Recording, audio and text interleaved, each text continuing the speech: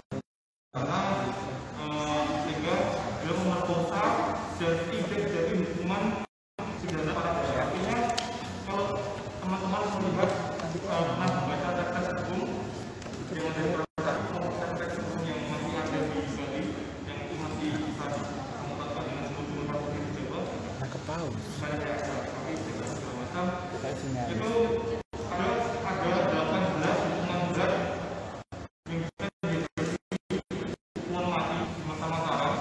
Itu kan bagi tolak ukur dengan kedua. Pemerkosa ini adalah salah satu tindakan yang bisa dihukum mati. Jadi kalau misal kita melihat Indo ini diperkosa dia dilakukan pada jaksa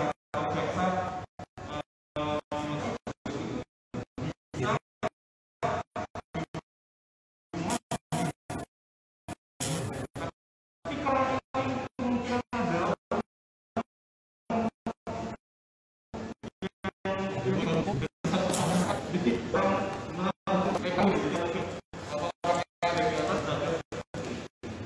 terus penasihat besar yang lain bisa dapatkan dari karena ini penasihat tidak ini kita perlu kritis terhadap itu semua. Para itu adalah saat mengalami merasa ibu tinggal dari hukum dan bukti lain kemungkinan ada hal yang seperti itu diterjemahkan dalam sebuah teks. Dari saya itu kelihatan detailnya. Jadi dia sebenarnya ada turunan orang elit yang bukan orang biasa, sehingga tapi di peralatan pemberitaan secara rasa sehingga dia seolah mengeluarkan sinar jika ditemukan oleh terus penafsiran lain itu tuh unik karena ketika Tunggul Ahmad meninggal, jadi kematian Tunggul Ahmad itu tidak langsung melakukan oleh peralatan pemberitaan bahwa Ken Amro itu ceritanya dia sudah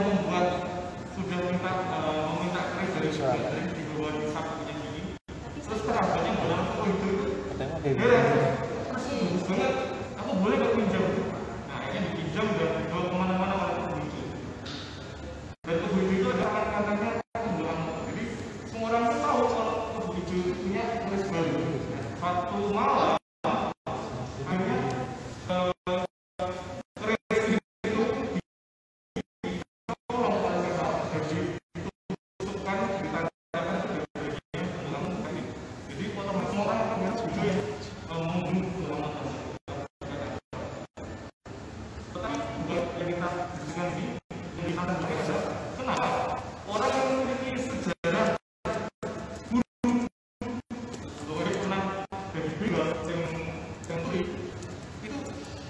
bisa dilakukan secara hukum untuk bikin aksi rugi Tunggul dan di Tunggul di mata mengatakan itu ini hal yang lain untuk kita jadi apakah orang juga sebuah hukum bagaimana saja ini belum kita tahu.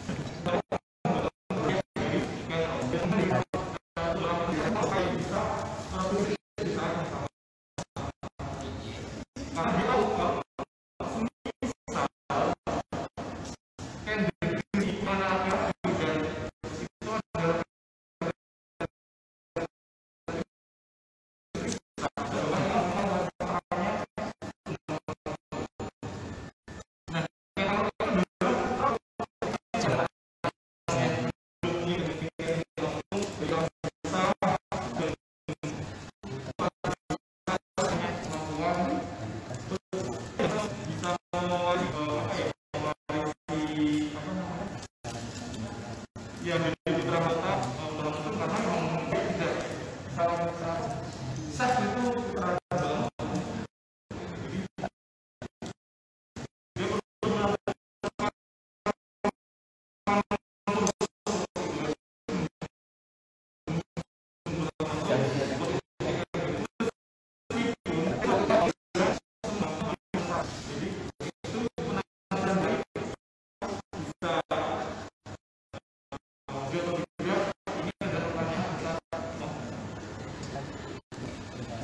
bagaimana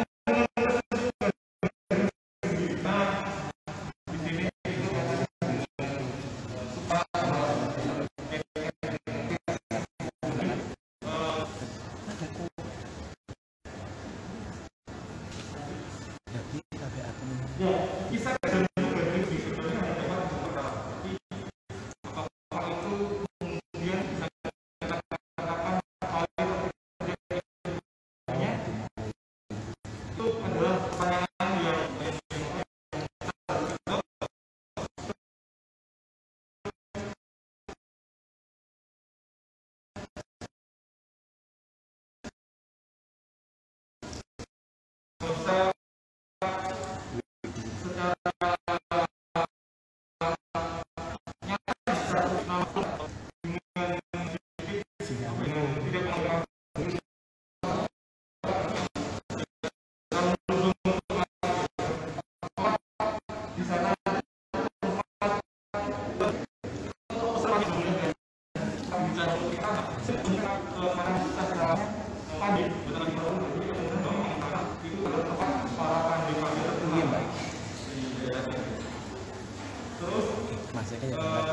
yang menarik lain tersebut Gandrik itu di Paragon itu dikenal sebagai anti-itu Gandrik Asaria, artinya barang yang buatan Gandrik atau karanya yang menarik adalah ketika kita membaca Paragon, kita akan mendapati sebuah cerita bahwa Gandrik itu dibunuh oleh Kinator karena Kinator itu emosi, karena dia kan berbeda dengan waktu. Dia tahu bahwa Kinator itu sudah mulai hamil, sementara ini Chris ini nggak jadi kalau ini kan keburuan yang lahir kan. Jadi untuk Gandrik itu bisa membuat Chris itu menjadikannya 1 tahun, tapi sudah 5 bulan itu ditarik sama Kinator. Nah, Kinator itu marah karena Chris itu belum terjadi, percayanya untuk Gandrik itu karena emosi. Tapi ketika dia mencoba untuk melihat, mencoba untuk menguji kemampuan Chris itu, ketika dia membutuhkan sesuatu terbelah, bukan terbelah lainnya terbelahnya dia merasa cukup untuk menggunakan Chris itu membunuh Kinator. Tapi kemudian Gandrik membalas untuk Kinator bahwa nantinya Kinator akan mati pada titik itu dan akan ada beberapa yang mati pada titik itu. Tapi kalau kita melihat betul-betul kisah Paragon, itu tidak sama itu ada yang berkata, bahkan Tombaya pun itu juga meninggal juga karena Chris itu. Ini hanya menarik juga Raja Gendis itu siapa? Apakah itu Danang Gendis? Danang Gendis peserta dari Raja Gendis yang ketika oleh Kinator. Dan ya itu tentang untuk Gandrik. Nah, kita tadi dengan Lumbang ini ada Mandala dengan wilayah yang dianggap nyata. Untuk sementara ini kita belum melihat terbitan secara akademik ya, jurnal atau penelitian yang benar terbit itu tentang Mandala yang diidentifikasi sebagai tempat-tempat yang ada di Paragon.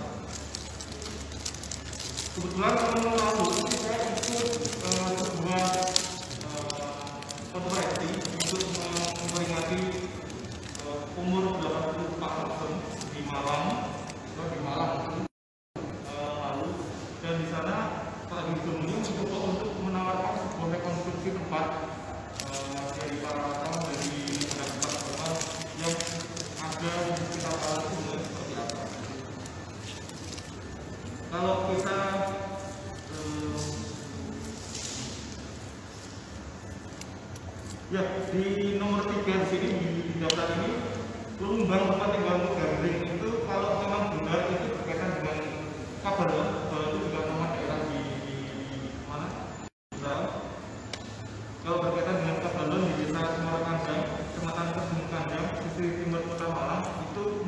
ini dapat dihubungkan dengan desa Lubang Sari di Kecamatan Bulawan yang terletak di dalam Turen. Turen itu juga kemudian kita temukan di Parapan dengan kata Turian. Lalu yang lainnya adalah nama Rambut Gunung Sejarah. Jadi Rambut Gunung Sejarah ini cukup menarik dalam Parapan karena di situlah Parapan itu mendapatkan wangsit bahwa dia nanti akan dipilih menjadi raja internasional. Ketika dia lari dikejar-kejar oleh para tentaranya Sumatera. Dan di secara sekarang sekarang ini kita masih menjumpai nama Gunung Lejar ini. Dan ya, tapi memang itu disebut dengan Bukit Lejar atau Bukit Layar di sebelah barat dari desa Turen. Jadi memang di daerah sekitar itu semua. Bukti tentang nama Gunung Lejar ini secara jelas memang itu karena ditemukan juga sebuah piagam yang menyebut tentang himbauan pemerintah masyarakat itu kepada masyarakat sekitar untuk merawat alam-alam di Lejar. Kemudian hubungannya adalah dusun Talok yang di sekitarnya itu sama dengan nama Taloka yang ada di Paraton tadi. Tas tersebut apa namanya kita temui pada peta. Nah ini peta konstruksinya. Jadi desa Talok di sini, kemudian di situ terus sini ada Rambut Gunung Lejar, kemudian Luntang itu ada jauh ke utara, ada di sana, kemudian ada di sini. Jadi ini konstruksi yang ditawarkan Pak Gubernur di sekitar tahun lalu dan saya belum lihat akhirnya tapi di jurnal jadi mungkin itu tersempurnakan lagi. Kemudian saya juga secara geografis itu sangat jadi saya tidak tahu mungkin teman-teman yang mengetahui daerah sedikit yang berbicara itu Faisal dan saya itu mungkin daerah itu bisa memberikan tentang berdasarkan peta yang ada di sini. Nah lalu kita beranjak ke sumber lain yaitu prasasti. Nanti kita sangat sumber yang ada di teks di naskah kita coba untuk melihat prasasti. Prasasti ini cukup terkenal, prasasti Muhammad Umum dan yang menteraksi pertama itu adalah Pak Besar, seorang gubernur dari ini. Yang mana di situ sebenarnya dia itu mendapatkan informasi dari seseorang bernama Lamono yang merupakan mahasiswa arkeologi di saat itu di mana membentuk Wisma tahun sekian. Dan akhirnya jadi koleksi museum nasional dan kita kan diceritakan tahun pengeluarannya itu adalah tahun 1255 Masehi. Dikeluarkan sebenarnya bukan Nararya Semeningrat secara langsung, tetapi oleh Kertanegara yang pada waktu itu bernama Timur Turjo mudanya. Itu dia masih jadi raja bawahan di Jawa, tapi memang atas himbauan dari ayahnya itu Nararya Semeningrat. Nah, seperti yang diceritakan bahwa prasasti ini menyebutkan cerita tentang hibah desa. Jadi hibah itu desa, bukan desa. Kita bisa membayangkan seberapa gede itu tanahnya, jadi juga desa ini. Itu di situ desa Mula dan desa Malu itu dua desa itu dikasihkan kepada Purnorejo karena Purnorejo itu sudah mengabdi ke masyarakat desa selama turun-temurun. Jadi sejak zaman para Mesmara atau nama Sibaya yang jalan itu adalah nama lain dari King Angkor.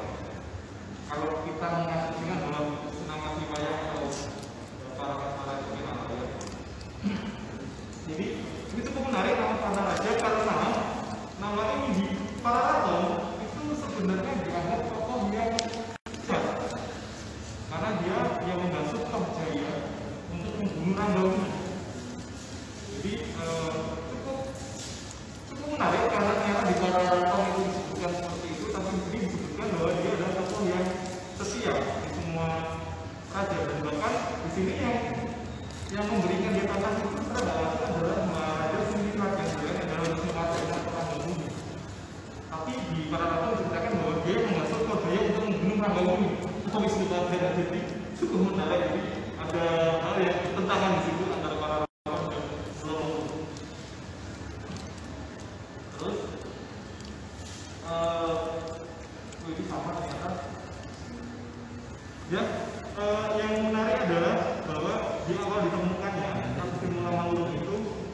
dia ini Bukhari itu tidak berhasil membaca rangkaian ketiga atau rangkaian ketiga dari rangkaian keempat dari prasasti itu, sehingga menafsirkan bahwa nama Parameswara di situ adalah nama lain dari Anusapati.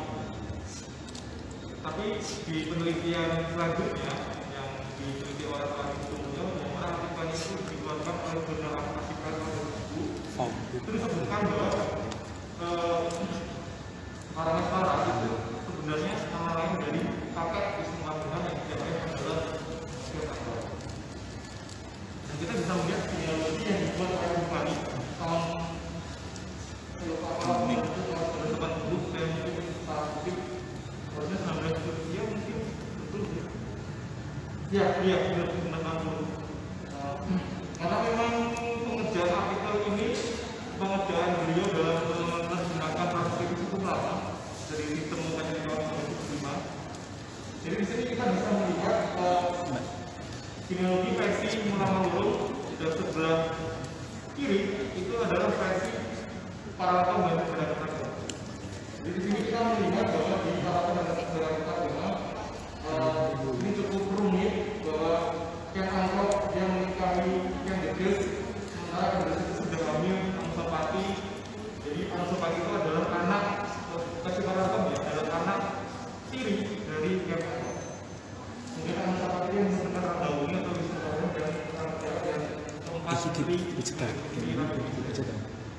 Sementara Ken Angkok dengan Ken Dedes itu memiliki anak Masalah Pacolong, kemudian menurunkan Maisa Cepaka atau Narasinghamukti yang memerintah bersama-sama dengan siapa? Wisnuwardana. Kemudian menurunkan Raden Wijaya. Pertama adalah raja pertama di. Nah dari ini pun juga kita bisa melihat istilah lain dari Ken Angkok. Biasanya raja yang menjadi satu. Itu Ken Umang itu punya anak Wijaya, tapi sebenarnya Wijaya itu memiliki saudara. Kalau di sini disebutkan saudaranya itu Panji Datuk, Kartobola dan Dewi Rami. Sementara dari Ken Dedes, Maisa Wongadon itu punya saudara Panji Sapran, Agni Boya dan Dewi. Nama Agni Boya itu cukup unik karena di prasasti mula-mula itu disebut sebagai Gunung Boyo, bukan Agni Boyo. Kita bisa lihat di situ nama Gunung Boyo di sana bahwa di situ adalah paman dari Sumatera. Kita bisa melihat juga di situ kaki dan kata pada waktu itu adalah kemungkinan besar adalah Ken Angkok. Dan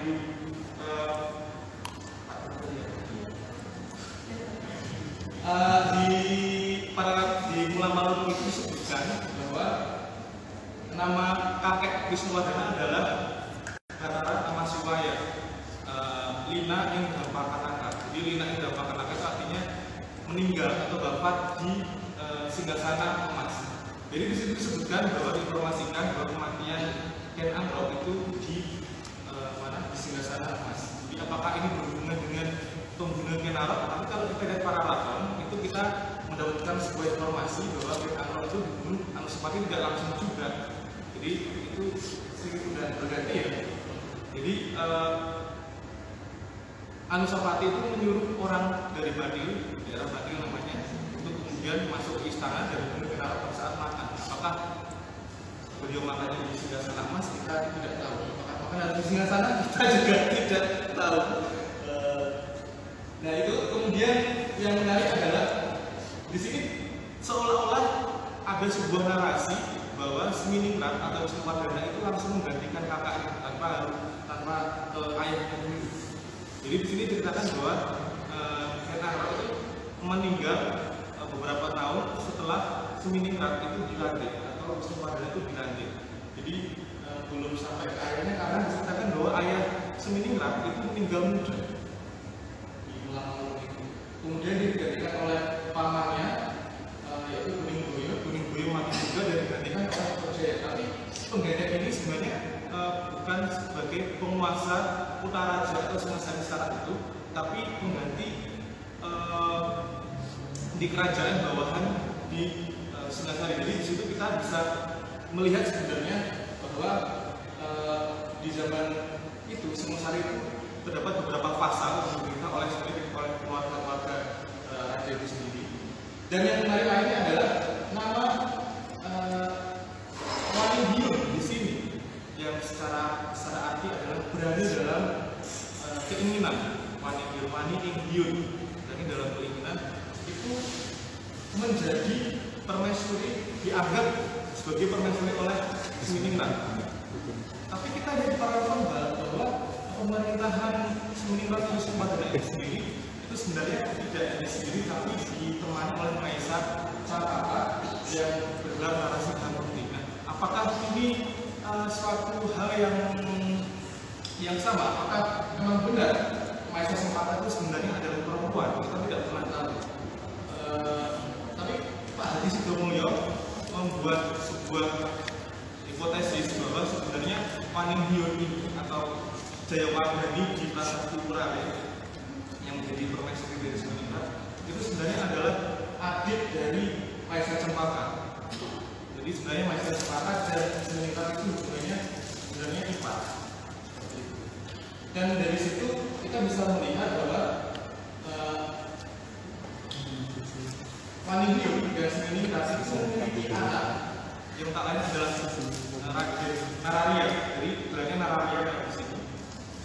Nararia Mordaja dan Turuk Balu. Ini cukup menarik ya, nama Turuk itu dipakai untuk sebuah nama putri. Jadi kalau sekarang ini nama Jerita Lamin itu sense-nya itu sangat negatif, tapi di zaman ini itu dijadikan nama putri lagi. Turuk Balu ini adalah anak dari Seminingrat yang kemudian diperistri oleh Jayakatwa atau Jayakatwa yang di Mula-Mula tersebut. Dan itu yang cukup menarik bahwa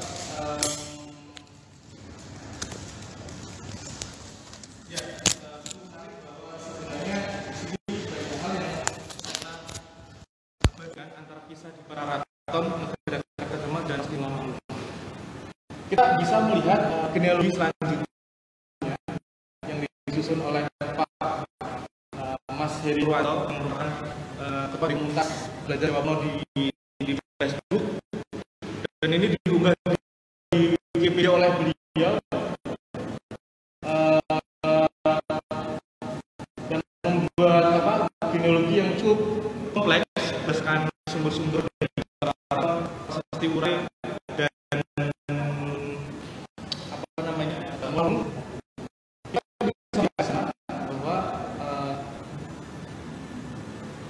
Giripala, Batara Siwa itu semuanya adalah dari Karo. Jadi yang disebut sebagai kakek dari Raga Uni atau Wisnuwardana atau Seminingrat itu adalah Karo. Nah, tapi yang berbeda adalah Batara Parameswara ini. Batara Parameswara yang ada beberapa peneliti yang menganggap kalau Hari mengatakan bahwa Batara Parameswara ini adalah Anusapati. Ada yang menganggap bahwa Batara Parameswara itu adalah Maesha Wong Adeleng tadi. Tapi ada yang menganggap bahwa Batara Parameswara itu seperti Pak Hadi Sidomulyo yang menganggap bahwa itu adalah nama lain dari siapa? Ken Angro. Jadi sebenarnya rekonstruksi genealogi ini juga sebenarnya belum final sebenarnya. Jadi kita di sini bisa mencoba untuk rekonstruksi ulang kalau waktunya sempat, tapi ya kayaknya nggak mungkin. Ya. Dan hal yang menarik adalah nama Seminingrat itu sendiri yang berarti adalah sejahteranya bumi, sejahteranya makhluk. Dan itu sangat erat sekali dengan nama Wisnuwardana, karena Wisnu itu memang selalu ketika dia menjadi awatara ke bumi itu selalu membawa cita-cita atau misi untuk mensejahterakan. Jadi ini genealogi yang dibuat kembali oleh Pak Heri Purwanto. Oke, mungkin supaya lebih efisien kita mending langsung diskusi. Setelah itu masih ada. Oke, kita masih ada. Nah, ini beberapa sumber lain ya. Jadi tidak hanya Mula-Malu, ada Satikman Bom, Pakis Wetan, Taranganagara, Sawadana, Rameswarapura, Dharmasraya, Urare, Camundi. Di situ menyebutkan beberapa nama lain dari raja-raja di Singosari. Iya, terima kasih.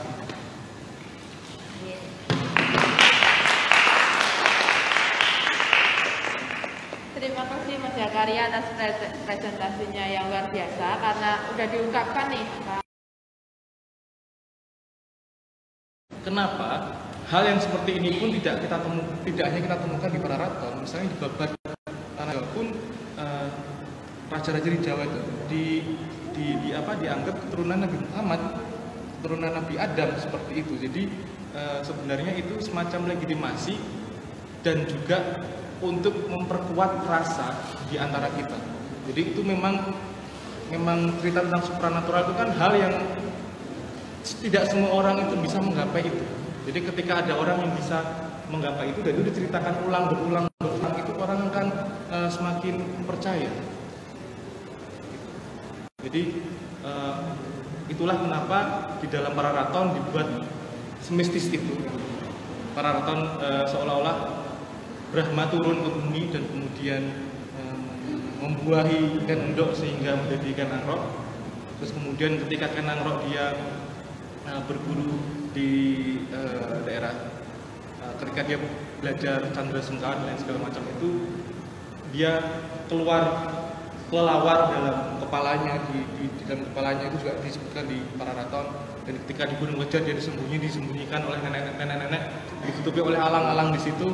Dia ditemui oleh Batara Guru bahwa kamulah yang nanti akan membawa kesejahteraan di Pulau Jawa. Meskipun pada kenyataannya kan umurnya nggak lama. Terus apa hubungannya cerita yang demikian panjang? Terus pada akhirnya menjadi raja itu nggak sampai 5 tahun kalau menurut versi Pararaton. Itulah yang membuat orang ini memerlukan supranatural power untuk melegitimasi bahwa tokoh ini sebenarnya tokoh yang penting. Nyatanya dia menurunkan raja-raja Majapahit. Karena memang di sini memang putus ya, artinya terah dari Kediri itu kemudian Singosari itu benar-benar putus ketika Ken Arok menjadi raja. Ken Dedes, kalau kita menjalankan Dedes, dia kan anak dari Mpu Purwa yang itu juga Brahmana di sana. Karena memang di lingkungan Ken Arok tinggal itu memang lingkungan Brahmana sebenarnya. Dia dibesarkan di lingkungan Brahmana tapi malah jadi begal. Itu masih muda. Terus yang kedua tadi soal Empu Gandring. Nah, ini hal yang menarik. Kenapa di prasasti itu tidak disebutkan tentang peristiwa-peristiwa yang dramatik seperti itu? Karena kita melihat dulu bahwa teks itu kan ada rasanya. Kalau kepentingan sastra kita memang memerlukan hal yang berlebih-lebihan. Tapi kalau teks di prasasti atau itu kan sifatnya hukum. Jadi sifatnya adalah hal yang objek, yang kaku. Dan tidak mungkin dalam hukum kita menceritakan biografi seseorang. Termasuk di sini pernah raja kan sendiri dikasih hadiah berupa desa. Itu desanya 2 lagi. Gak mungkin kan dia ceritakan bahwa ini saya diberi anugerah oleh keturunan Angrok yang belum anak sendiri. Itu kan nggak mungkin. Karena ini bahasa hukum. Ya, kita tidak pernah tahu ya kan Malun itu ya bahasa hukum. Jadi kita sesuai dengan ini pentingnya. Jadi nggak kita menceritakan dramatik yang ada di dalam teks itu. Jadi nggak diceritakan kenapa nggak ada Empu Gandring di situ. Karena memang itu bahasa hukum. Karena nggak ada kepentingan. Kecuali ada beberapa prasasti atau piagam-piagam hukum memang itu piagam yang dikeluarkan oleh adiaksa atau jaksa di zaman lalu. Itu memang untuk menyelesaikan masalah antar 2 orang. Misalnya ada Empu, saya pernah baca prasasti yang itu memang hasil dari hasil pengadilan, di mana ada orang yang ditagih, saya lupa namanya. Ada seorang janda yang ditagih oleh orang tagih utang karena suaminya itu utang ke si orang ini, si A ini. Kemudian ditagih ke yang jandanya itu, tapi ternyata menurut aturan berlaku di situ itu nggak bisa karena si kalau orang hutang kemudian lunas, kemudian mati dianggap lunas di situ. Jadi ada aturan-aturan seperti itu yang apa namanya, yang kemudian dituangkan dalam sebuah piagam atau prasasti. Jadi konteksnya itu adalah konteks bahasa hukum, bukan konteks sastra atau konteks bahasa beletter ya, atau bahasa indah. Jadi makanya tidak ada, dan memang tidak penting di sini. Karena kalau misalnya memang itu memang pandai itu memang punya masalah hukum, makanya dia akan disebut si Gandring sebagai pandai besi gitu. Nanti akan diskusi profesinya apa. Biasanya seperti itu. Cukup menjawab? Cukup Mas. Untas Mas, ya, monggo perkenalan ya. Terima kasih saya Yen dari Kabupaten. Mau tanya, apakah teladan supranatural dan apa itu mempengaruhi atau pada waktu itu mempengaruhi keadaan kerja sekarang khususnya yang di tanah Jawa? Ya. Terutama yang supranatural itu. Nyambung sekarang. Sekali mau dijawab apa? Chat dulu, aku lupa. Oh, iya silakan. Monggo, Mas. Oh, boleh. Langsung kemauan. Baik, terima kasih Mas Jaki. Saya tertarik dengan yang ini kan Arab dan rasional dan supranatural tadi ya. Kalau pada sebelum saat ini tadi saya berpikirnya begini. Kalau rasionalnya mungkin strategi Ken Arok menjadi raja itu kan strategi secara rasional, bagaimana beliau itu kemudian ingin menjadi raja. Tetapi yang ingin saya tanyakan tentang kekuatan supranatural apa yang sebenarnya dimiliki oleh Ken Arok, karena saya belum banyak membaca tentang Ken Arok. Jadi tadi sudah disebutkan keluar kelelawar dan lain sebagainya, mungkin Mas Jaki bisa menambahkan.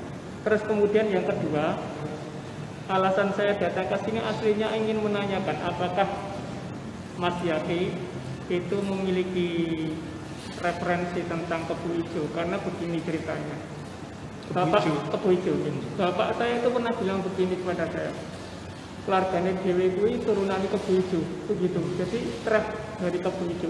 Misalkan dulu memang Kebu Ijo itu dibunuh oleh Ken Arok, saya pribadi tidak memiliki dendam, gitu ya Mas, karena itu sudah terjadi lama. Ya. Tetapi yang ingin saya tanyakan adalah, apakah ada di dalam naskah-naskah Jawa itu silsilah atau cerita khusus tentang Kebu Ijo yang menceritakan tentang silsilahnya Kebu Ijo? Kalau di dalam cerita pewayangan ada cerita carangan, ya, ada cerita carangan. Nah mungkin ini ada cerita carangan khusus tentang Kebu Ijo, apakah ada atau tidak?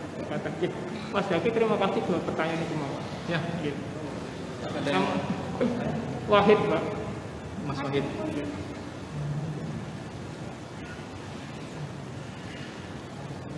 Ini satu lagi atau mau dijawab? Perkenalkan, nama saya Nawang. Kebetulan dulu sekali saya beberapa kali belajar tentang Arok, terutama dari novel teman-teman itu saat buka emang itu kan tadi bisa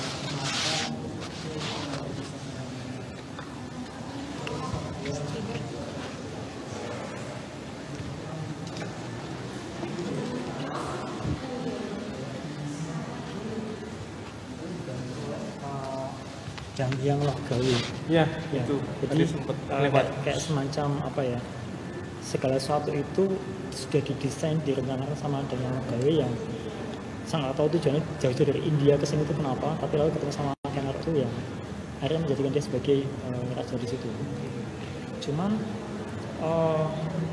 yang saya masih bingung adalah sosok dan yang logawi itu sebenarnya benar ada atau tidak gitu, karena dari awal penceritaannya dia sudah sangat-sangat mistis, dari kerajaan Jambudwipa ke tanah Jawa itu aja dia surfing naik daun Kalsatapa gitu ya, daun kelapa ya. Jadi dia selancar ke laut sampai ke tanah Jawa itu. Jadi dari awal penceritaan dia sangat-sangat mistis sampai ke sini. Apakah ketika tokoh itu benar-benar ada, lalu di prasasti atau di bukti-bukti lain itu juga dia tergambarkan di situ. Gitu aja, Mas. Terima kasih. Yang pertama mungkin coba beli mau nggak dari pertama dari dari Bumi Pikir dari sahabat pikir. Pertanyaan adalah ya saya kira ya supranatural supranaturalnya Ken Arok itu apakah mempengaruhi kerajaan-kerajaan sampai sekarang ini? Nah, supernaturalnya Ken Arok itu apakah mempengaruhi kerajaan-kerajaan sampai sekarang? Ini nyambung yang Mas Wahid tadi ada yang nyambung nggak? Kalau Mas Wahid tadi ada yang pertanyaan pertama itu apa sebenarnya supranatural Ken Arok? Iya, sama dia Mas. Kalau ini kan bertanya yang tadi adalah supranatural yang Arok apakah mempengaruhi ya. Ya, pertanyaan yang sangat menarik dan itu sebenarnya kalau kita membicarakan supranatural itu berarti kita sedikit mengabaikan tekstual. Artinya supranatural itu kan satu hal yang ditempuh secara rahasia sebenarnya. Dan ada meskipun demikian ada beberapa teks-teks Jawa kuno yang itu mengajarkan tentang supranatural. Misalnya bagaimana penyatuan diri dengan Tuhan, bagaimana kita menghadirkan wujud zat suci dalam diri kita gitu. Misalnya teks-teks tutur misalnya sekarang ini masih ada di Bali yang sebenarnya memang core-nya itu ada di Jawa kuno. Kalau kita membicarakan tentang supranatural antara kesatria dan brahmana itu saya pikir itu hal yang berbeda karena tutur itu sebenarnya teks yang ditujukan kepada siapapun yang ingin mencapai kemoksaan. Nah, apakah itu juga ditempuh oleh para kesatria yang menjadi raja? Saya kira kalau kita berpatok pada catur purusa arta, itu ada dharma, ada kama, ada arta, ada moksa. Itu moksa itu adalah tujuan terakhir dan moksa ini kaitannya dengan catur asrama yang disebut sebagai Gerhasta, kemudian Brahmacari, Brahmacari dulu, kemudian Gerhasta, Vanaprastha dan Samnyasi. Jadi tahap pertama itu adalah menjadi murid atau Brahmacari. Kemudian yang kedua itu adalah Gerhasta, itu membangun rumah tangga. Ini tekniknya luas sih sebenarnya, membangun rumah tangga itu bisa membangun sebuah sosialnya sendiri seperti Jawa Sastra ini misalnya, ini tahap Gerhasta. Jadi meskipun kamu sama pacar belum nikah itu masih sudah tahap Gerhasta itu sebenarnya. Dia sama Krishna sama, masih sudah dalam tahap mau Gerhasta seperti itu. Jadi terus ada tahap Vanaprastha. Jadi ketika kita sudah membuat rumah-rumah, baik rumah sosial ataupun rumah tangga, itu kemudian kita merasa bahwa sudah cukup, waktunya kita ke hutan, wana kan hutan, itu untuk kemudian kita introspeksi diri, mendekatkan diri pada ilahi. Kemudian tahap yang keempat itu adalah samnyasin, ketika orang itu sudah mencapai level dia moksa. Itu paham-paham yang kita temui dalam teks Jawa kuno, di mana sebenarnya moksa itu adalah tahap terakhir dan tutur itu kemungkinan besar adalah ditujukan pada orang-orang yang memang sudah mencapai titik jenuh di tahap Gerhasta dan Vanaprastha dan mereka perlu mendekatkan diri pada Tuhannya dan perlu moksa. Ini kita buktikan di Gunung Penanggungan, di mana kita temukan banyak situs-situs yang merupakan situs-situs spiritual. Di sana ada kemungkinan para brahmana memiliki para padepokannya masing-masing, dan juga di atas, di puncak yang ditemukan oleh teman-teman dari tim Ubaya, kemudian Pak Dwi Cahyono, ada Pak Lutfi dan segala macam, itu di atas itu ditemukan jalan kereta yang artinya kemungkinan besar adalah orang kerajaan pada waktu itu ketika sudah selesai urusan kenegaraannya harus ke hutan untuk menyendiri dan mempersiapkan kematian. Nah, kalau misalnya supranaturalnya satria itu bagaimana? Nah, ini yang cukup menarik dan belum secara tekstual. Kalau kita membaca teks-teks sastra seperti Paraton itu sendiri, kita akan mendapatkan sebuah berita yang bahwa kerisnya itu seperti ini, orangnya bisa mengeluarkan tadi kelawar, bahkan ketika Ken Arok itu dikejar dan naik ke pohon tal, jadi orang-orang yang mengejarnya dia itu ada di bawah itu, ada suara dari langit dan dia mengatakan, kamu petiklah dua tangkai, dua daun, kemudian kamu jadikan sayap. Jadi akhirnya dia terbang pakai daun itu. Jadi apakah itu supranatural? Ya, di teks itu supranatural. Tapi apakah kemudian di kenyataannya ada seperti itu? Kemungkinan ada, karena kalau sekarang ini kan dulu Kalau kamu bahas sedikit tentang ilmu senjata, ilmu kanuragan, itu kan memang kita sudah punya itu secara turun-temurun. Dan kemungkinan orang yang jadi raja itu memang orang-orang yang terpilih dan orang-orang yang memiliki kekuatan itu. Dan kalau kita kemudian melihat lagi bagaimana seseorang itu bisa mendapatkan wahyu turun dari ilahi untuk menjadi seorang raja, itu kita bisa melihat sebenarnya kisah-kisah, misalnya kisah tapanya seorang Yakin Nangrok sendiri itu sebenarnya di Gunung Lejar itu dia sedang melakukan tapa sebenarnya. Ketika dia dikejar-kejar oleh orang-orang Kediri dan dia disembunyikan oleh nenek di alang-alang itu dan dianggap dia tertidur, kemudian bermimpi ketemu Batara Guru, itu sebenarnya dia melakukan tapa. Tapi apakah kemudian dia benar-benar tapa, kita belum tahu. Tapi yang jelas di sini ada beberapa laku-laku yang tidak diceritakan oleh teks, karena itu sifatnya rahasia, sifatnya eksoteris. Jadi hal yang esoteris itu tidak semuanya diceritakan dalam teks dan diwariskan oleh para pujangga ke orang-orang umum. Dan kita kalau misalnya saya ditanya apakah supranatural itu ada dari raja dulu kemudian diturunkan raja seterusnya, itu pasti ada. Tapi memang itu sifatnya rahasia dan tidak semua orang itu dibolehkan atau dipersilakan untuk mempelajari itu. Bahkan yang paling dekat dengan kita saja, sejarah tentang Diponegoro. Bapak Diponegoro yang dikaji oleh Peter Carey kan juga sudah menyajikan banyak hal yang sifatnya mistik. Dan yang bukti yang bisa kita lihat misalnya di Tegalrejo itu ada tembok yang sudah jebol itu karena waktu itu dikepung oleh pasukan Belanda. Kemudian Pangeran Diponegoro keluar lewat tembok itu dan ada bekas tembok jebolan itu yang gede itu. Itu kan sebenarnya sudah membuktikan bahwa antara supranatural yang ada dalam teks dan yang dalam kehidupan nyata itu ada hubungan, tapi memang apakah tingkat berlebihan di dalam teks itu juga ada di dalam kehidupan nyata, yang itu yang belum saya temukan. Artinya memang kalau ingin tahu supranatural bagaimana bentuknya, memang kita harus menjalani.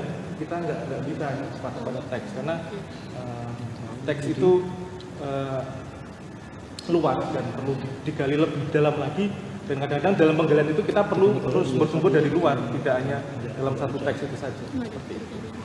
Dan kemudian kalau kita konteks dengan pertanyaannya Mas Sohid ya tentang Kebo Ijo itu, jujur sebenarnya saya kurang terlalu paham Mas tentang Kebo Ijo, dan untuk referensi tentang tokoh-tokoh Singosari ini juga selama ini masih terbatas.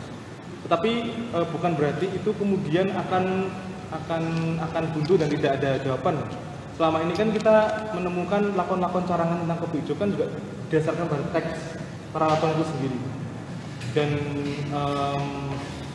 kalau apakah ada di prasasti itu tidak disebutkan sementara ini, atau mungkin ada tokoh lain sebenarnya yang itu sebenarnya Kebo Ijo, tapi karena di prasasti itu disebutkan dengan orang lain, dengan tokoh lain, maka kita tidak bisa mengidentifikasinya dan perlu beberapa sumber lain untuk bisa menjustifikasi bahwa oh ini tokoh yang ada di dalam prasasti adalah tokoh B dalam teks. Seperti tadi kan nama Seminingrat itu kita tidak pernah tahu itu teks di Pararato menyebut itu sebagai Seminingrat.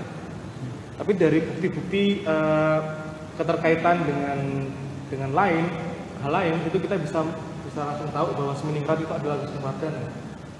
Mungkin dari sisi etimologinya, dari sisi etimologi namanya, terus dari sisi fakta-fakta daerah yang disebutkan, kapan bisa dikeluarkan prasasti itu kita bisa kemudian merekonstruksi siapa saja sebenarnya tokoh-tokoh yang ada di prasasti itu. Sama halnya dengan tokoh Panangkaran di Mataram sendiri, itu juga disebut berbagai macam, di Talasan itu disebut Panangkaran, di Kelura disebut lain, jadi disebut darahnya kalau saya nggak salah.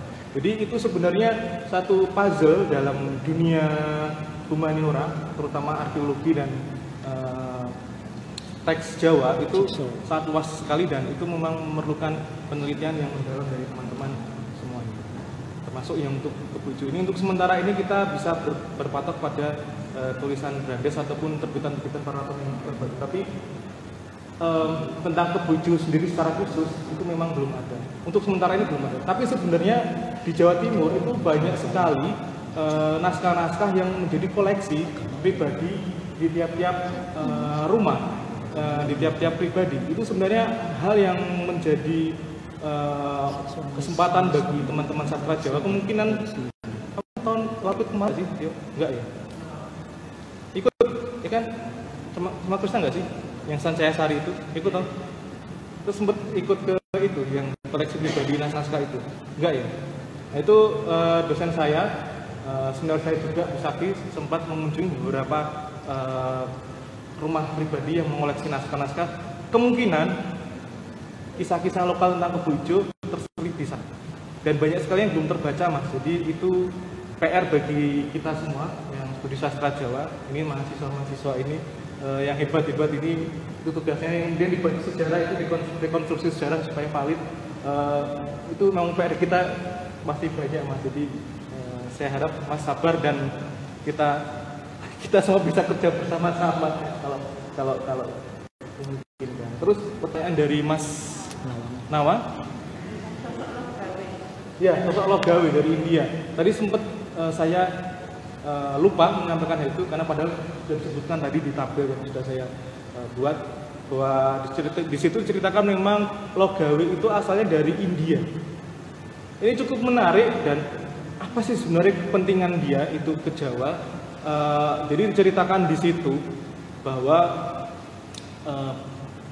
Begawan Logawe atau Wiku Logawe ketika dia memuja Wisnu, Dayang Logawe ketika memuja Wisnu itu dia langsung dikasih tahu oleh Wisnu, aku udah nggak perlu kamu puja lagi, kamu hanya perlu menemui aku yang sudah jadi manusia.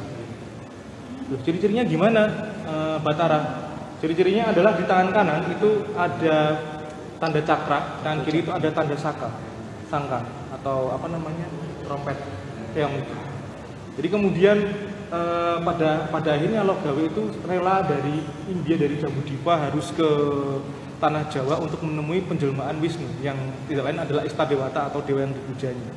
Sehingga ketika dia ketemu dengan Ken Angrok, dia langsung memeluknya, langsung, oh ini kamu yang aku cari. Jadi memang di situ memang Logawe diperintahkan Wisnu untuk membimbing Ken Angrok ini supaya jalannya mulus. Jadi menjadi guru spiritualnya Ken Angrok. Tapi memang di Pararatur sendiri tidak diceritakan secara detail bagaimana Logawe itu membimbing Ken Angrok. Ketika Ken Angrok mau membunuh Tunggul Ametung, itu kan sempat tanya kepada Dangyang Logawe.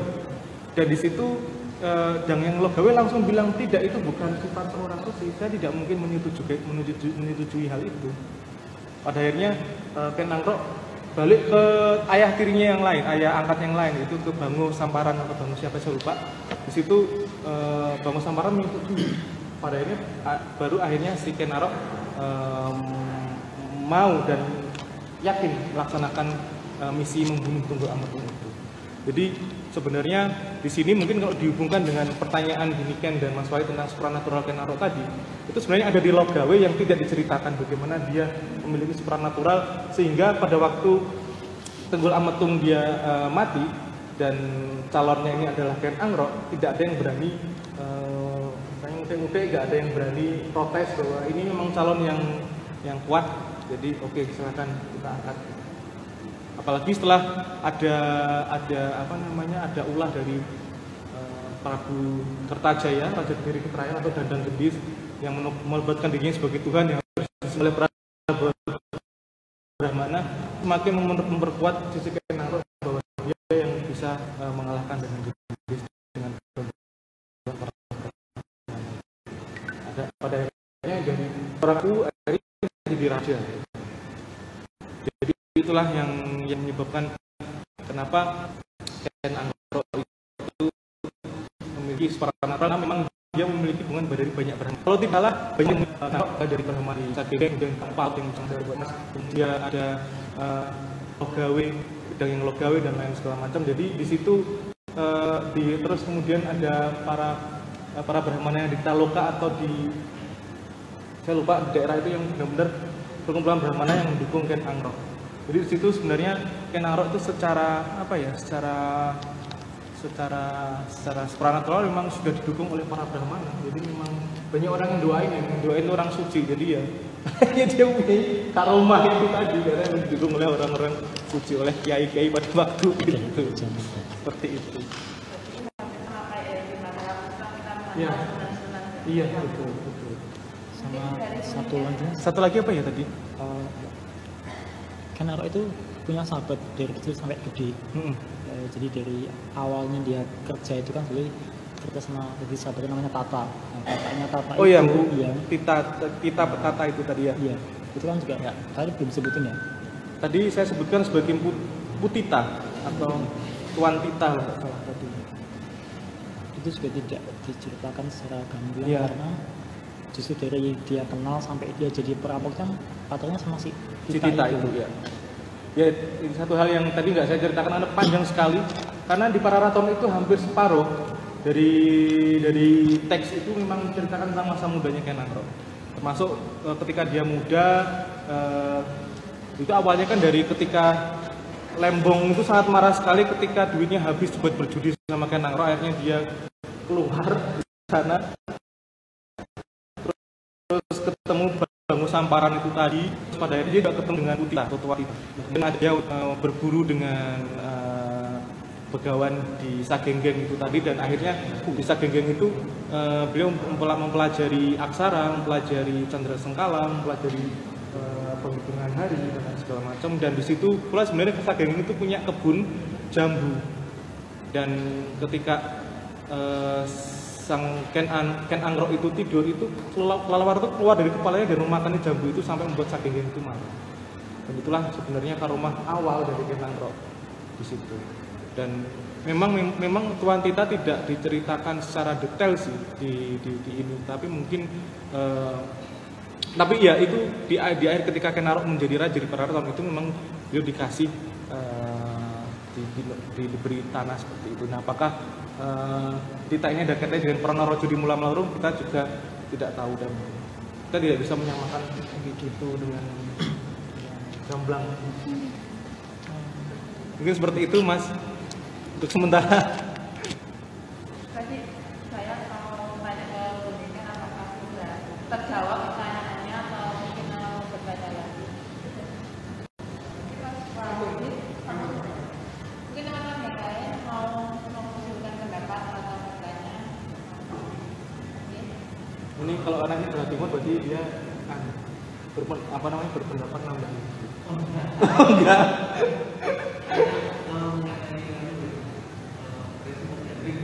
Prinsip gathering.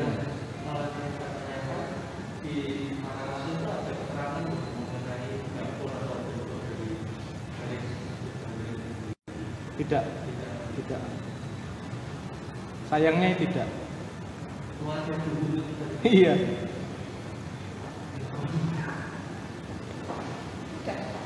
Iya. Sayangnya tidak. Ya mungkin kalau biasanya kalau teman-teman memiliki kreasi lain kemudian menggambarkan dukung empuk gathering dengan kreasi masing-masing, ya itu ya di Pararaton tidak disebutkan sih. Jadi kalau ada yang mengaku-ngaku ini terus bukan berarti. Pasti jadi raja dia. Oh, ya.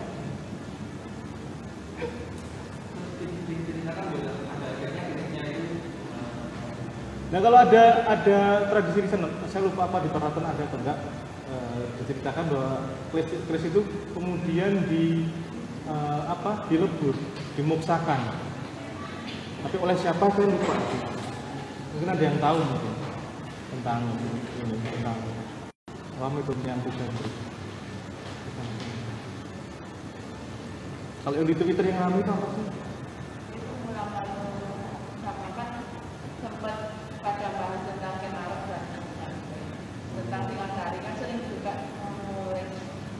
mengulas tentang kerajaan-kerajaan lain. Dan pada saat itu tentang Singosari, cuma bahannya itu belum memasukkan yang sumbernya Mula-Mula karena terbaru kan. Jadi masih pakai membandingkan hanya Pararaton dan masyarakat agama. Nah itu banyak yang komentar, maksudnya antara yang baca buku sama yang nggak baca buku akhirnya ramai karena akhirnya masuk lagi mengenai yang Mula-Mula. Akhirnya itu menjadi tren baru untuk pelajari menyalingkan naskah yang bapak. Jadi kalau teman-teman di kuliah itu menyebutnya filoarkeologi. Mungkin ada yang mau menanggapi atau bertanya, ada satu itu ya itu. Menambah. Ya menambahkan bisa atau memiliki gagasan mengenai dan arah atau supranatural tadi atau yang kurang puas dengan presentasi yang ada mau yang ditanyakan. Atau mungkin dari sisi seni, bagaimana kan nangro itu direpresentasikan lagi, diolah lagi dalam seni ketoprak atau seni lain. Ini teman. Jadi penasaran, jadi apa namanya? Kan supranatural dalam naskah itu berarti kan ada saat paralaton dan sampai sekarang. Ya. Sebelumnya itu ada Jawa kuno dan lain sebagainya itu apakah sifatnya juga seperti itu? Banyak kata bahasa yang terlalu sosok itu terlalu berlebih-lebihkan. Iya, kalau untuk sosok dilebih-lebihkan itu ya dari beberapa teks ya, misalnya di Calon Arang itu sendiri kan kita melihat Bu Barada yang merupakan utusan Erlangga itu kan juga kembali dengan cara menaiki daun. Jadi ya itu kan dasarnya memang tokoh-tokoh asli sejarah kan. Jadi Calon Arang ya bukan supranatural lah, itu kegiatan supranatural dalam konteks ilmu interpretasi tadi. Jadi ya banyak teks yang seperti itu gitu, teks Jawa Kuno.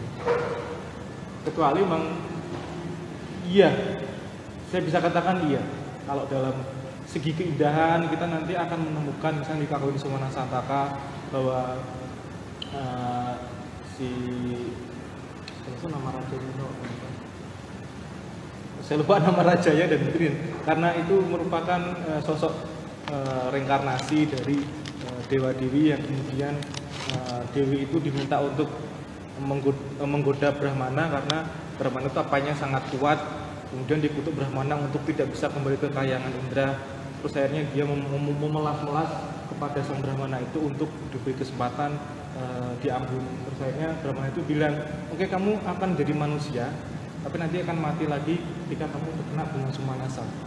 Jadi kemudian dia berinkarnasi jadi putri raja siapa itu, kakeknya Rama, ayahnya Dasarata, saya lupa itu namanya, nama rajanya. Jadi di situ kita akan melihat bagaimana supranaturalnya para raja-raja itu adalah titisan dari dewa-dewi. Lalu dikaitkan dengan Nabi Adam dan dikaitkan. Ya.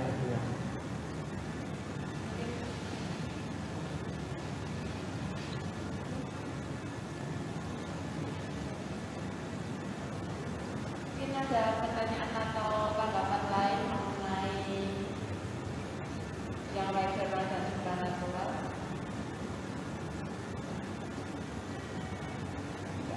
Enggak ada ya udah. Masa nggak ada orang tentang KFW penasaran loh mas? Penasaran dengan yang rasional dan supranatural, sesuatu yang saling berbenturan dalam pelajari. Ya ini sih memang karena melengkapi ya. Mungkin kalau supranatural di kerajaan-kerajaan itu pada akhirnya terciptalah sistem ruatan, sistem upacara-upacara yang itu menjadi sampai sekarang itu bisa kita lihat sisanya di keraton, misalnya acara Tripuran, ada grebek dan lain segala macam, gunungan itu kan sebenarnya sisa dari supranatural di zaman dulu sebenarnya, yang itu kemudian dikembangkan lagi, dikembangkan lagi seperti itu. Dan kalau kita melihat juga kayak dalam ruang dan segala macam, apakah dulu keraton juga seperti itu, kemungkinan juga besar iya. Karena kita melihat beberapa sumber-sumber di teks yang kemungkinan itu juga inspirasinya dari tradisi lisan atau mungkin teks itu yang menginspirasi tradisi lisan. Misalnya yang rame ini mungkin sudah dibahas atau belum ya kemarin ya, tentang Payang Setanan. Di sini sempat ada juga kan kemarin Payang Setanan itu. Jadi wayangnya memang itu baru, tapi pasukan Durga yang tentara berkasaan itu memang sudah ada di teks Kidung Sudamala. Jadi ketika Sudamala atau Sadewa itu ditawan oleh Ranini atau Durga, di situ kemudian para pasukan Durga itu kemudian muncul. Ada yang kemudian ada gunung peringis dan segala macam, ada yang cuma hanya kepala aja, ada yang hantu dengan tetek yang sangat besar, sampai ke bawah gitu, dan lain-lain. Itu ada di Kidung Sudamala yang dibuat di abad sama dengan Pararaton dan dengan Sawijaya. Jadi sebenarnya supranatural atau dalam konteks sastra ini ya sangat berhubungan sebenarnya. Dan itu mungkin juga bisa menambahkan dengan yang mungkin Bapak Ibu sudah ikuti tentang wayang setan itu, karena memang di Kidung Sudamala sudah ada dan itu belum dibahas secara detail sih. Ya.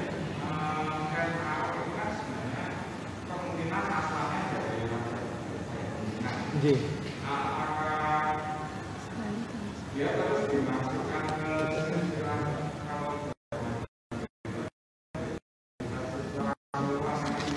Ya.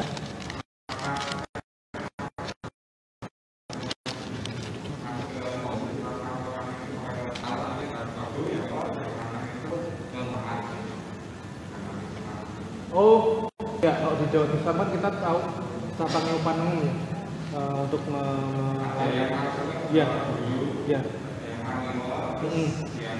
yang Batara Guru, terus ada yang ini, ya saya tahu, paham itu. Ya memang ini sih, kalau di Pararaton dan Negara Kertagama itu langsung disebutkan bahwa Ken Angrok itu adalah anak dari Siwa. Jadi atau dia adalah wujud dari inkarnasi Siwa itu sendiri. Tapi juga kadang-kadang dia disebut sebagai Wisnu. Jadi hanya sampai ke situ, jadi tidak sampai benar-benar karena itu kelihatannya kalau memang rakyat biasa ya, jadi memang butuh pengakuan yang kuat untuk mirip Panembahan Senopati itu. Sesuatu yang istimewa ya. Kan di saat yang bersamaan kan juga Prabu Kertajaya mendefinisikan dirinya sebagai ini reinkarnasi dari Siwa juga. Jadi di situ ada pertempuran antar Siwa. Itu yang menarik karena kalau kita melihat calon arang lagi di teks calon arang itu siapa? Dada dari Gira, calon arang dan air lang sama Durga sebenarnya. Kalau kita melihat prasasti yang ada di Jawa Timur, saya lupa itu sempat di situ Airlangga sempat diserang kerajaannya, jadi sempat kehilangan pesat pemerintahnya dan di sela-sela dia menyusun strategi untuk menyerang kembali itu, dia memuja Durga untuk memohon berkah supaya pusat kerajaan itu dapat direbut kembali. Jadi di situ ada peperangan antar dua istadewata, dua penganut itu. Itu sama halnya dengan yang, jadi karena sebenarnya secara terah Kedirilah yang Kertajaya harusnya menang, tapi ternyata memang Ken Angrok yang orang biasa dapat mengalahkan Kertajaya. Jadi seperti itu.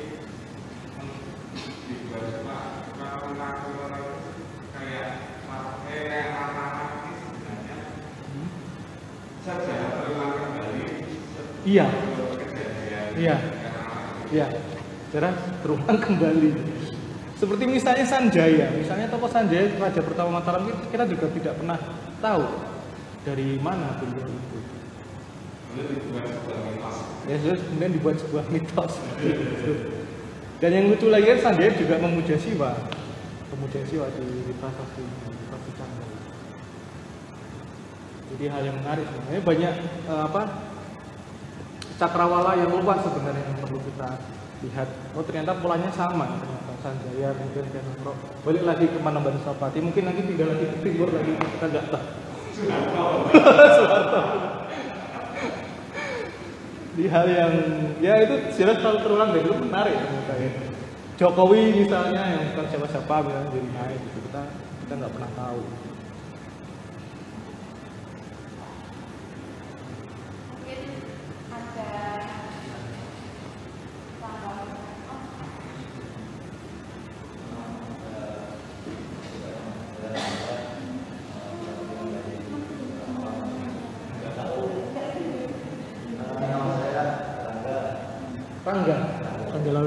Rangga Amurwabumi. Bukan.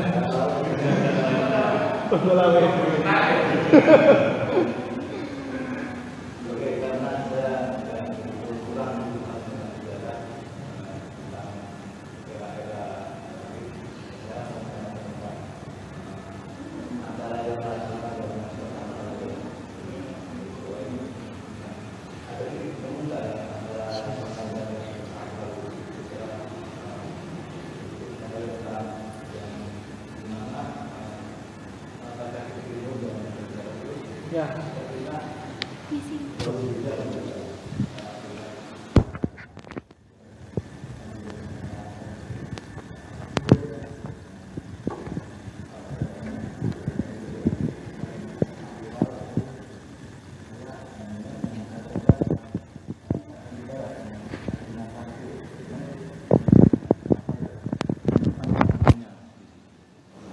Terima kasih.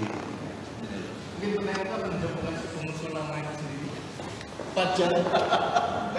Kenapa rasional dan supranatural? Titik temunya di mana? Bisa izin jawab. Kamu belum ngomong dari tadi itu.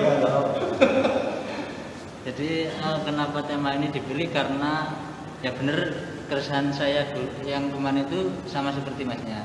Jadi bagaimana kita menemukan titik temu pada masyarakat Jawa, utamanya urusan sejarah dan sastra. Nah sementara hingga saat ini masyarakat Jawa itu sangat bersandar pada karya sastra. Padahal seperti kata Mas Jack tadi ada teks hukum dan lain sebagainya, tapi kenapa kok teks sastra ini jadi rujukan yang paling dikenal? Dan sementara di sisi lain orang Jawa dianggap tidak berliterasi, padahal mereka sendiri secara lisan turun-temurun mengerti kisah-kisah dari masa lalu. Seperti itu.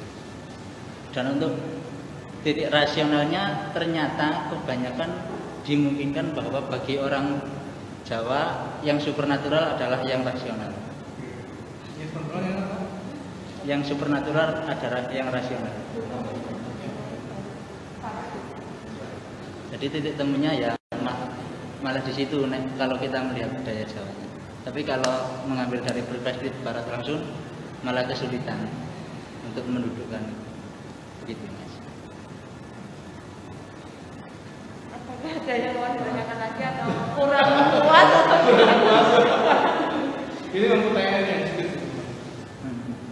Jadi mengulangi dari Mas Fajar tadi, titik temunya di mana antara rasional dan supranatural tadi. Jadi untuk melihat yang rasional ini, apakah rasional ketika kita sebagai masyarakat Jawa melihat supranatural sebagai masyarakat Jawa yang percaya supranatural, akhirnya kita menganggap supranatural itu adalah hal yang rasional.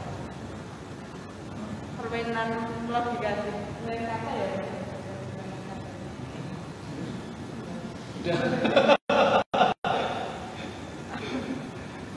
Pertanyaan yang menarik sih Mas, siapa? Rangga ya? Jadi memang itu hal yang sangat menarik sih, dan hal yang memang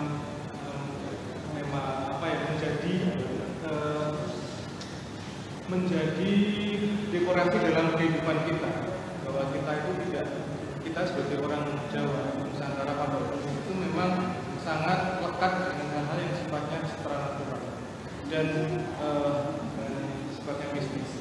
Dan tadi sudah disebut oleh Mas Fajar bahwa titik temunya ketika orang Jawa dianggap tidak melek literasi, padahal kita punya cara sendiri untuk membaca sesuatu. Karena definisi membacanya orang Jawa, orang Indonesia dan membacanya orang Eropa itu berbeda. Itu yang perlu digarisbawahi bahwa di sini ada satu pemahaman yang berbeda tentang proses pembacaan dan definisi pembacaan itu sendiri. Buat cara kita mendefinisikan membacanya orang Jawa dan orang Eropa itu berbeda. Itu dipengaruhi oleh ekologi tentu saja ya. Karena di sini Jawa itu adalah daerah di mana gunung-gunung aktif dan sering terjadi gempa. Sementara di Eropa misalnya itu sangat jarang sekali, mungkin yang Italia itu Vesuvius yang punya daya gunung yang besar itu. Tapi secara umum misalnya Prancis, karena saya S2 bukan di Prancis, orang Prancis sangat rasional dan cukup tidak percaya dengan hal-hal seperti itu. Dan biasanya hal-hal mistis di Prancis itu didatangkan dari Afrika, karena mereka kedatangan banyak orang-orang Afrika dari Senegal dan segala macam. Bahkan di Senegal sendiri, saya punya teman dari Senegal yang mereka punya dukun dan ada santet juga di sana, persis sama seperti kita. Jadi ternyata ada cara-cara pembacaan dan cara-cara literasi yang berbeda antara orang Jawa. Selama ini kita belajar di sekolah memang himbauannya adalah kiblat barat, karena kita mengerti membaca itu seperti itu. Tapi ternyata di Jawa itu lebih kompleks karena mereka juga harus ada unsur survive, unsur untuk bertahan hidup dengan keadaan alam yang rumit. Maka kita perlu literasi lain. Dan literasi lain itulah yang disebut dengan supranatural atau mitologi kita di mistis. Karena kalau nggak seperti itu kita membaca teks tok, tapi kita nggak mengimbangi diri dengan supranatural tadi. Kita nggak tahu akan jadi gempa itu kapan, akan menjadi tsunami kapan. Jadi cara-cara orang-orang kita dulu untuk memahami tidak hanya literasi teks, tapi literasi alam. Jadi ini yang harus kita sepakat bersama bahwa di sini rasional di sini memang itu terminologi barat. Bahwa sebenarnya orang Jawa menganggap kenarok itu adalah siwa itu juga rasional sebenarnya.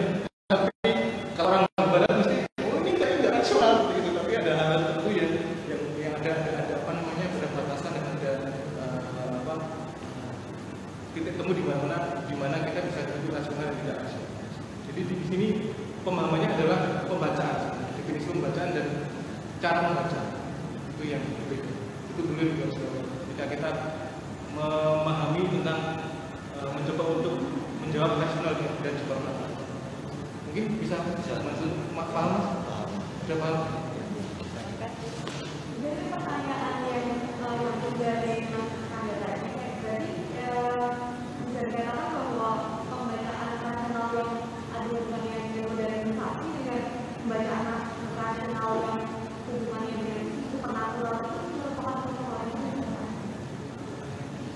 iya. Enggak. Itu bukan hal yang terpisah ya kan? Karena orang Jawa ketika misalnya kita berkunjung di desa tertentu terus mengklaim bahwa desa itu dulunya adalah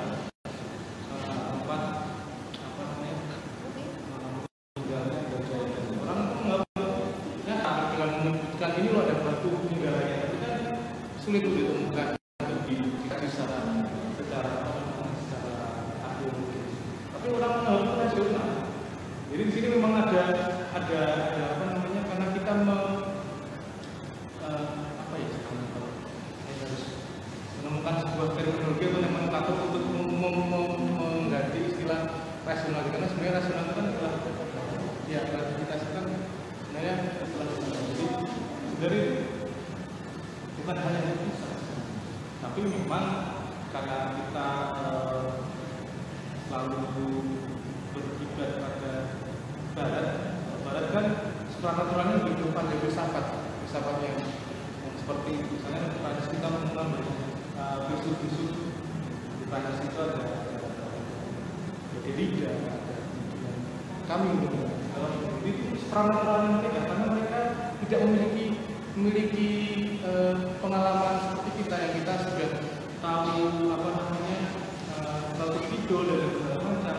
Ya karena mereka tidak memiliki hal itu dan mereka tidak ada dewa gunung dan lain segala macam yang dipersonifikasikan sehingga mereka mencari pemikiran lain.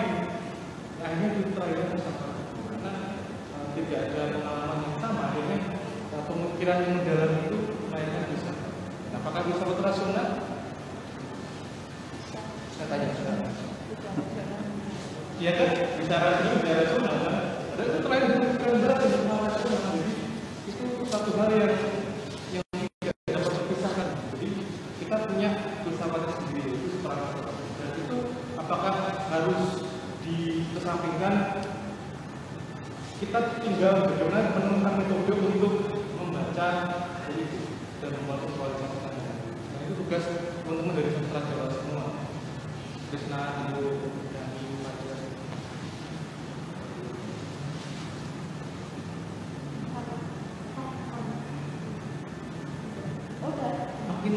Makin sulit pertanyaannya. Kira dari mana lagi mengenai rasional dan supernatural? Apa jam 3 juga ya, karena udah jam 3 juga, tapi rencananya sampai setengah 3, tapi ternyata sampai jam 3. Jadi kesimpulannya tadi banyak sumber mengenai kelelawar. Kalau kita bicara kelelawar, kita tidak bisa menyalahkan atau menggunakan sumber salah satu, tapi kita harus mengkomparasikan, dan ketika kita percaya salah satu sumber itu juga merupakan dari salah satu dari sumber itu yang kita menarik untuk percaya pada sumber itu yang kita anggap itu rasional. Mungkin bagi orang teman Anda itu sesuatu yang tidak rasional karena memilih sumber yang beda, tapi sebagai kita yang sudah tahu bahwa sumber tadi sebaiknya untuk dikomparasikan, dan hubungan antara rasional dan supranatural itu sendiri tergantung relasi masing-masing atau relasi individual. Ya, terima kasih sudah hadir di diskusi pada sore hari ini. Ini diskusi pertama secara live, secara langsung. Jadi terima kasih sekali. Terus kedepannya saya tetap akan mengadakan diskusi-diskusi mungkin masih melalui online untuk ke para ke-8 bulan depan yang depan. Bulan depan? Ya, mesti. Tahun depan? Tahun depan. Ya, saya ucapkan terima kasih terakhir. Tadi untuk 5 pertanyaan pertama akan mendapatkan bingkisan dari Sono Budoyo, yakni ada Ibu Niken, Mas Wahid, Mas Nawa, Mas Tio, kalian Pak. Oke, kalian Pak. Oke, terima kasih teman-teman semua atas kehadirannya. Jika banyak salah kata, saya mohon maaf. Mungkin masih ada yang mau konsep. Konsep saya umum sih, saya minta maaf kalau dalam penyampaian keseluruhan tentunya sendiri saya ingin berbagi, dan saya juga terima kasih atas dari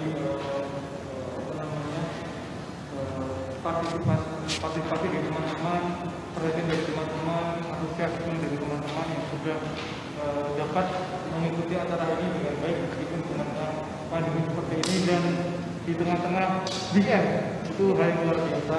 Kita patut mengapresiasi teman-teman. Terima kasih dan sampai ketemu di acara